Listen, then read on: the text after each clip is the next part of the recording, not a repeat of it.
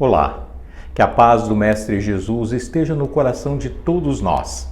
Estamos novamente aqui de volta para mais um Evangelho do Grupo Socorrista Dr. Bezerra de Menezes.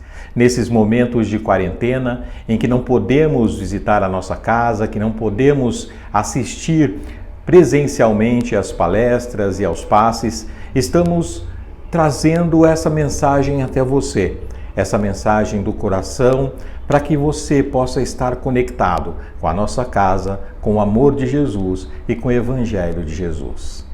Mas antes de começarmos a nossa tarefa de hoje, vamos elevando os nossos pensamentos a Jesus. Vamos nos ligando aos nossos mentores individuais, esses irmãos fraternos que sempre estão ao nosso lado, nos orientando, nos acalentando, transformando os nossos dias em dias de amor, como a nossa consciência. Vamos nos ligando também ao Mestre Jesus, Mestre amado. Obrigado pela oportunidade que nos dá do ensino do vosso Evangelho. Obrigado, Mestre, por estar sempre ao nosso lado, mesmo quando não estamos ou que não queremos. Obrigado, Mestre Jesus, pela oportunidade de estarmos aqui hoje, conversando um pouquinho do vosso Evangelho. Que assim seja, graças a Deus.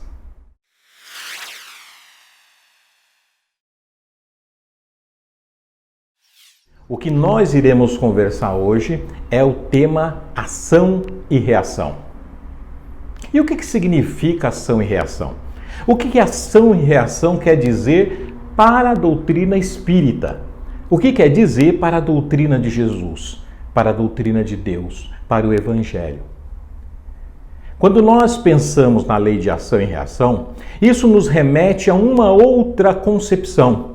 A lei que foi estabelecida por um físico inglês chamado Isaac Newton. E que a sua terceira lei, ela significa simplesmente que, para cada ação provocada sobre um determinado objeto, sobre uma determinada coisa, nós obteremos uma reação dessa coisa com a mesma intensidade e força. Isso quer dizer o seguinte, que se nós pegarmos uma bola, se nós pegarmos um objeto, uma bola, dessas bolas simples de tênis, por exemplo, e arremessarmos ela contra a parede, nós receberemos esse retorno da bola com a mesma força que nós praticamos. Nós receberemos essa bola com a mesma força que nós emitimos. Isto é uma lei física. Uma lei matemática que esse físico estabeleceu e comprovou através de estudos físicos, através de estudos matemáticos. No entanto, quando nós levamos esse mesmo termo, essa mesma nomenclatura para a doutrina espírita, para o Evangelho de Jesus, ela nos causa alguns probleminhas. Nós temos essa dificuldade. Nós temos esse problema, nós humanos temos esse problema, porque nós temos poucas palavras para exemplificar muitas coisas. E a lei de ação e reação é isso. Nós pegamos uma ação, um movimento material, um movimento físico e denominamos com o mesmo nome essa lei para a doutrina e para o Evangelho de Jesus. Porque se nós pensarmos assim, que toda a ação que nós praticamos, tudo aquilo que nós praticamos, nós receberemos na mesma medida, nós estaremos muito mais próximo da lei de Talião. Para quem conhece a lei de Talião, é aquela lei da época ainda de Moisés, da Bíblia, do Antigo Testamento, em que estabelecia que dente por dente, olho por olho, ou olho por olho, dente por dente. Então, o criminoso, por exemplo, que praticasse algum crime, que praticasse algum mal, ele teria que ser condenado, ele teria que ser punido com uma pena idêntica àquela que ele praticou. Nós vemos isso ainda em alguns locais, em alguns países, principalmente os de cultura muçulmana, em que se encontra, que vê a necessidade, por exemplo, de uma pessoa que roubou, independentemente do que foi, ela roubou, ela tem como punição perder a mão. Essa é uma das consequências da lei de Talião. Independe da vontade, independe de arrependimento, independe do seu interesse em se melhorar. Automaticamente, ao praticar uma ação, ela terá um retorno imediato. Para a doutrina espírita, isso vai causar uma série de dificuldades. Vai causar uma série de problemas que a gente começa a entender e passa a ter um senso comum do que acontece um pouco complicado. É comum nós ouvirmos de alguns iniciantes da doutrina espírita, eles pensar que se você praticou alguma coisa em outra vida, você sofrerá a mesma idêntica coisa nessa vida. Se fosse assim como essa lei de Talião, nós se praticássemos, por exemplo, em uma outra vida, espero que alguém não tenha feito isso, mas se eventualmente tivéssemos praticado 5 homicídios, por exemplo, nós teríamos que morrer 5 vezes para poder compensar aquele mal? Para compensar esse mal que nós fizemos, que nós praticamos ou que nós tenhamos participado, teríamos que viver 5 encarnações sendo mortos cada vez por um daqueles que nós provocamos a vida, a morte em outra vida. Isso não faz sentido, porque nós estaríamos dessa forma provocando um mal e não o bem. E a doutrina de Jesus, a doutrina do Evangelho, a doutrina espírita, ela trabalha exatamente com o amor, com o perdão, com a regeneração. E acredita na modificação do ser, da evolução e do progresso do espírito.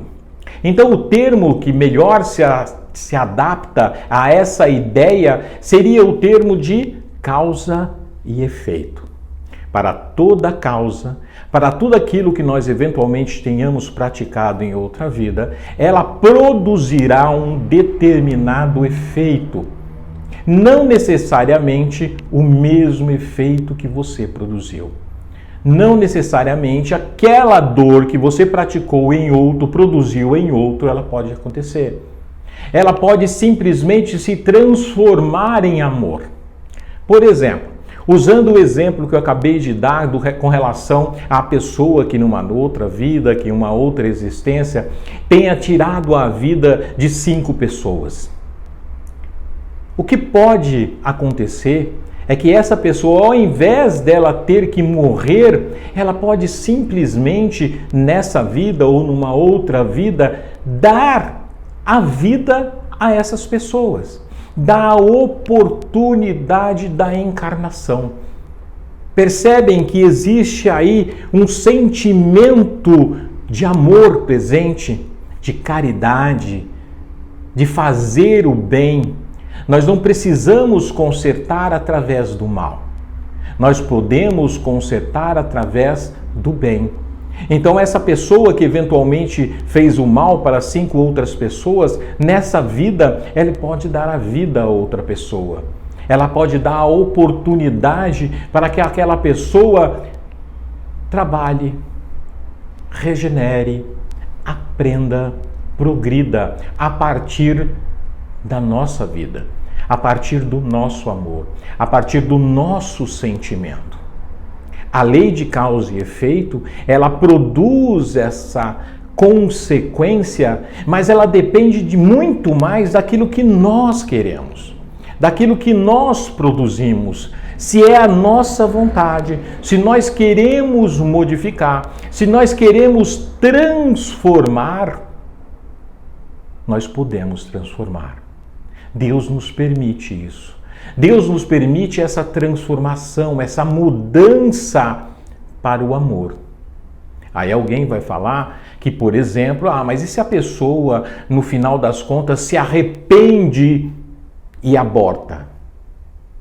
Aquela pessoa que ela se comprometeu a dar a vida.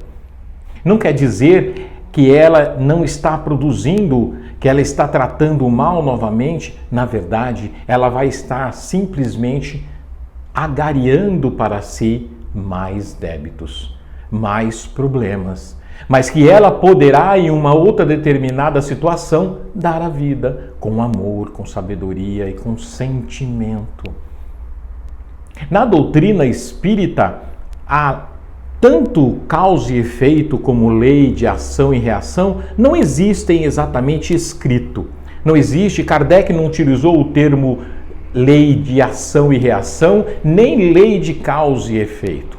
O que nós observamos na doutrina, no Evangelho segundo o Espiritismo, lá no capítulo 5, quando Kardec fala do bem-aventurados os aflitos, ele vai falar sim da justiça das aflições e vai falar também sobre as causas das aflições, que aí sim nos remete exatamente a esse conceito que nós estamos falando de causa. Por que eu sofro hoje? Quais são as causas desse sofrimento que muitas vezes e muitas pessoas têm a necessidade de passar, têm a necessidade de modificar?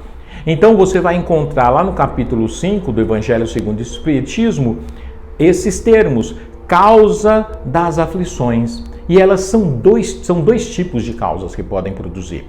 Pode ser tanto as causas atuais das nossas aflições, quanto as causas anteriores às nossas aflições. São dois tipos de causas que podem acontecer para aquilo que nós sofremos hoje, para aquilo que acontece hoje conosco. Podemos simplesmente, nas causas atuais, nessa mesma encarnação, ao contrário do que muitas vezes nós acreditamos, ou ao contrário do que muitas vezes nós queremos acreditar, as nossas dores, elas podem ser produto dessa vida. As nossas dores, as nossas aflições, os nossos problemas, as nossas dificuldades, elas podem sim ser consequências dessas nossas dores de hoje. Por exemplo, uma pessoa com 50, 60 anos, de repente ela vê que ela está com câncer no pulmão, que ela tem uma doença pulmonar grave. Qual que é a consequência disso? Qual é a causa disso? Alguns, porque eu em outra vida fiz um mal a uma pessoa, que a pessoa eventualmente asfixiou uma outra pessoa, matou uma pessoa com asfixiando e ela perdeu a respiração, então hoje você tem que pagar com isso. Não necessariamente. Se a pessoa é um fumante, que fuma desde a sua tenra idade, que desde criança fuma 2, 3 maços de cigarro ao dia, não existe uma causa anterior, a causa é essa. É sabido por todos que o cigarro, que o consumo de tabaco, ele produz um efeito evidente. Olha, a causa, fumo, o efeito, o câncer. A nossa aflição, ela pode estar nos nossos dias. Quando nós praticamos o mal a alguma pessoa que está ao nosso lado, ou quando fazemos algo negativo, quando tentamos burlar algumas das leis, nós também estamos provocando efeitos futuros que podem ali na frente resultar em alguma coisa. Ninguém é feliz pelo mal. Ninguém pode se sentir felicitado ao fazer o mal. Ninguém é vencedor quando pratica o mal a alguém. Mas a pessoa às vezes é muito mais feliz porque ela fez isso, fez aquilo. Não é. Não é. Porque quem pratica o mal, o efeito virá. E quem pratica o bem, o efeito virá também. Então, as causas atuais das nossas aflições, ela pode estar no nosso dia a dia, nos nossos atos, aquilo que nós fazemos hoje, aquilo que nós fazemos, que praticamos. Essa é a consequência. Então, precisamos, muito mais do que falar as coisas que devemos fazer, é exercitar o bem, exercitar a caridade. Porque através da caridade, nós vamos fazer com que esses males que nós provocamos deixem de existir e, consequentemente, as nossas aflições, com certeza, não acontecerão. Mas, espera um pouco. Mas eu vou na igreja, eu vou no centro espírita, eu rezo, eu oro, eu pratico o bem, eu faço bem para todo mundo, eu faço caridade e mesmo assim eu sofro. E mesmo assim eu passo dificuldade, e mesmo assim eu tenho problemas, e mesmo assim nunca fumei e tenho problema pulmonar. Aí a gente precisa fazer uma outra verificação. E aí a gente pode pensar exatamente nesse outro aspecto, que são as causas anteriores das nossas aflições, que são aquelas que são resultado de atos que praticamos em outras vidas, que naquela vida que nós praticamos esse ato, não conseguimos naquele momento ter o efeito e a causa imediata para nos curarmos moralmente, há necessidade que esse efeito produza em uma nova casa, e uma nova casa corporal, numa nova vida. A necessidade de nós transformarmos a nossa vida vem daí. Então, quando nós em outra vida praticamos o mal, nós podemos nessa vida reverter. Mas não necessariamente com sofrimento, não necessariamente com dor, ou como eu tinha falado lá no início, com a mesma dor praticada. Nós podemos simplesmente transformar as nossas aflições em uma oportunidade de praticar a caridade, de praticar o amor, de ajudar ao próximo, de ajudar aquele que precisa da nossa ajuda, do nosso amor e da nossa fraternidade. Então, eventualmente, nós nos encontramos em uma situação difícil, em que nós nos encontramos e vemos que nós estamos trabalhando muito para nos modificar, mas mesmo assim aparecem as dificuldades, aparecem as provas, aparecem as expiações. Aí cabe uma explicação. Prova e expiação. O que é isso? Por que às vezes as pessoas falam, eu estou tendo uma prova, eu estou tendo que passar uma prova e eu tenho uma expiação? Existe uma diferença entre prova e expiação. As provas, normalmente, são tarefas que nós mesmos, quando no plano espiritual, nos comprometemos e criamos para a nossa vida uma prova, uma forma de comprovar que eventualmente, que efetivamente nós tenhamos mudado. Então nós escolhemos uma necessidade de passarmos por uma determinada prova, passarmos por uma determinada correção, para que a gente possa mostrar para Deus e para nós mesmos que nós já nos regeneramos. Então nós colocamos na nossa frente uma dificuldade, uma prova, uma forma de você mostrar que você ama o próximo. Uma forma de você demonstrar que você pode ser feliz e que você pode ajudar ao outro também ser feliz. Agora, a expiação já não é da mesma forma uma escolha necessariamente nossa. Muitas vezes nós escolhemos provas, não conseguimos cumprir aquela prova e, muito pelo contrário, angariamos outras necessidades, chegando ao momento de nós não termos consciência do que precisamos para melhorar. Então, nesse momento, desta forma, Deus estabelece uma nova expiação, uma prova que, na verdade, será imposta. Aquela prova que é imposta, ela é chamada de expiação. É aquilo que você não pode escolher se sim ou se não. Mas que mesmo assim, Dependendo da forma como você passar por esse momento, de repente você naquele momento consegue regenerar, transformar o seu eu interior, transformar a sua vida e se transformar numa pessoa melhor. Deus sempre vai nos permitir a oportunidade de nós nos transformarmos, de mudarmos o rumo da nossa vida através da nossa vontade. Porque se não fosse assim, a ideia do livre-arbítrio não faria o menor sentido. Se nós tivéssemos que obrigatoriamente passar por uma determinada prova, expiação, sem que a nossa vontade não pudesse modificar aquela situação, nós teríamos o livre-arbítrio censurado. Nós não teríamos livre-arbítrio. Muito pelo contrário, nós teríamos algo obrigatório, sem o poder do raciocínio.